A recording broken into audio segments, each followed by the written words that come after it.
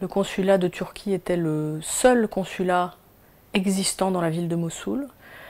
Cette prise d'otage pose énormément de questions sur l'avenir de la diplomatie turque au Moyen-Orient, pas seulement en Irak, mais plus largement au Moyen-Orient, sur les liens existants aujourd'hui éventuellement entre l'État turc et un certain nombre de groupes djihadistes dans la région, et sur la capacité aujourd'hui du Premier ministre Recep Tayyip Erdogan à définir des politiques cohérentes pour l'avenir de son pays à moyen terme, notamment puisque Erdogan se présente à l'élection présidentielle qui aura lieu en Turquie au mois d'août prochain.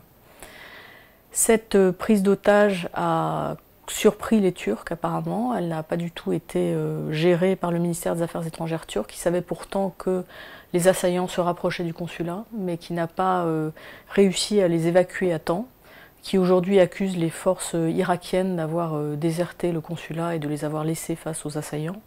Mais en réalité, on constate qu'il y avait quand même une forme de prise de risque qu'on peut estimer volontaire de la part du ministre des Affaires étrangères turc.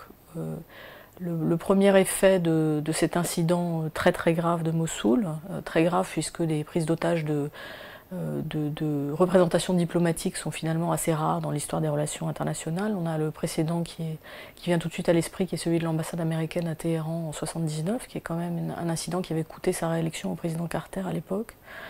Aujourd'hui, donc, cette prise d'otage affole le ministère turc des Affaires étrangères au point que les Turcs ont décidé de fermer leur consulat à Benghazi en Libye, qui était le dernier consulat ouvert, de fermer également leur consulat à Bassora en Irak. Donc on sent qu'on a aujourd'hui une espèce d'effet en cascade sur la façon dont on peut assurer la sécurité des diplomates turcs dans des régions en guerre ou dans des zones d'insécurité très fortes.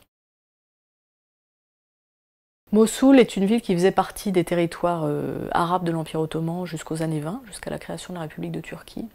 Et c'est un territoire pour le contrôle duquel les Turcs se sont battus au moment du début de la mise en place de la République, pour plusieurs raisons. Une des raisons est que Mossoul fait partie des lieux d'implantation de la minorité turcomane ou turkmène, donc des Turcs d'Irak. Mais c'est aussi une région pétrolifère, et cela a commencé à devenir un enjeu dès les débuts du XXe siècle. Mossoul est finalement passé sous influence britannique comme le reste de l'Irak, mais avec un deal particulier qui assurait aux Turcs de recevoir une partie des revenus pétroliers exploités à Mossoul. Et on a le sentiment que finalement, depuis les années 20, les Turcs sont dans une sorte de fantasme de réinvestir ce territoire, donc ils considèrent qu'il fait partie, d'une certaine façon, du territoire historique de la Turquie. On voit de temps en temps surgir en Turquie des cartes qui corrigent les frontières, et Mossoul fait partie du territoire turc. Et aujourd'hui encore, la minorité turkmène est un enjeu ou un prétexte qui est donné par le gouvernement turc dans sa politique de présence précisément à Mossoul. On est parti de la crise syrienne, où les Turcs ont joué très rapidement un rôle de soutien de l'opposition au président Bachar al-Assad. Les Turcs ont pris extrêmement vite le parti de s'opposer très fermement à Bachar al-Assad. Ça reste probablement le pays qui continue à tenir une ligne extrêmement dure, malgré un certain nombre de victoires des forces loyalistes en Syrie sur le terrain. Et depuis une bonne année, on a des soupçons assez forts de soutien de l'État turc, ou en tout cas des services secrets turcs, à un certain nombre de groupes djihadistes sur place, dont on considère qu'ils sont les plus efficaces pour mener la lutte contre l'armée syrienne de Bachar al-Assad, les forces de Bachar al-Assad. Le soutien réel, effectif que les Turcs apportent à ces groupes n'a jamais été prouvé. Beaucoup d'incidents démontrent que des liens existent, mais on ne sait pas exactement quels sont les groupes que la Turquie soutient en priorité. Ce qu'on sait, c'est qu'en tout cas, ce groupe terroriste qui aujourd'hui progresse à très grande vitesse en Irak n'a jamais été inscrit par les Turcs sur leur liste des organisations terroristes. À l'inverse du front Jabhat al-Nusra qui a été inscrit au tout début du mois de juin, donc très récemment, sur la liste des organisations terroristes. Donc on a une ambiguïté sur la façon dont les Turcs considèrent ces groupes.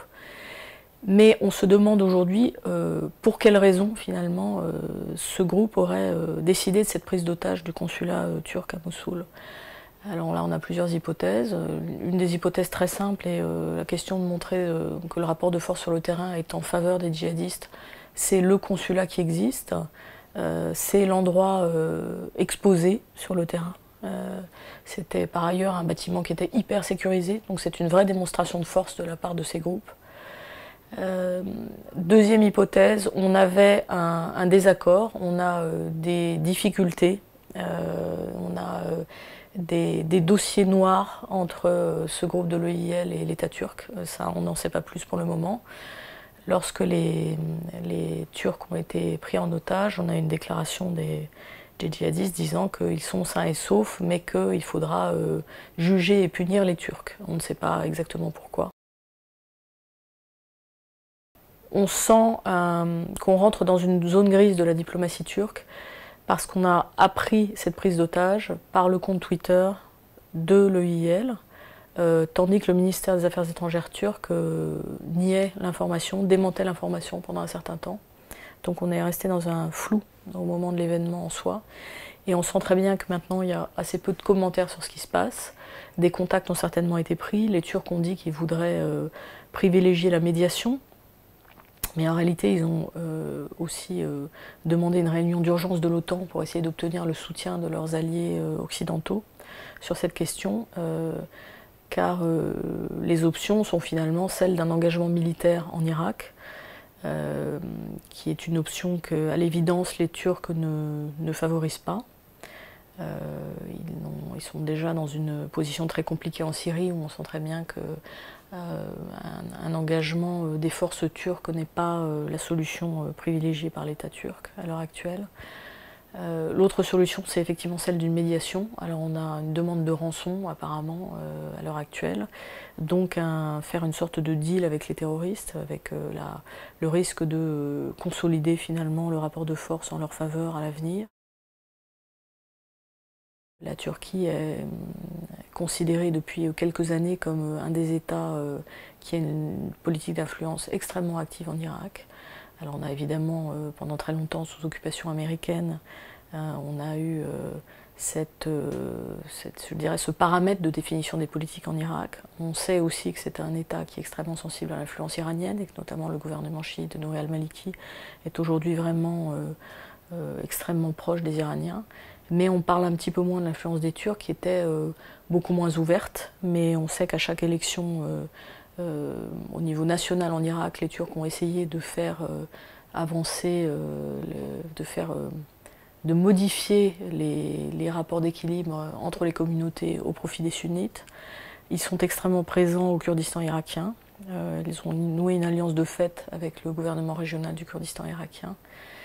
Et aujourd'hui, toute cette politique extrêmement complexe qui consistait à jouer Erbil contre Bagdad, à essayer de se réconcilier avec les Iraniens à certains moments, mais à entrer dans une limite confrontationnelle avec eux également sur la crise syrienne, tous ces équilibres sont en train de devenir apparemment intenables. Et on ne sait pas quel est l'avenir de la présence turque dans cette région du monde, ni en termes d'influence de soft power, je dirais, ni en termes de hard power, puisque là on est vraiment sur la perspective de passer au hard power et sur la nécessité de compter sur des forces militaires finalement si on veut maintenir l'ordre dans la région.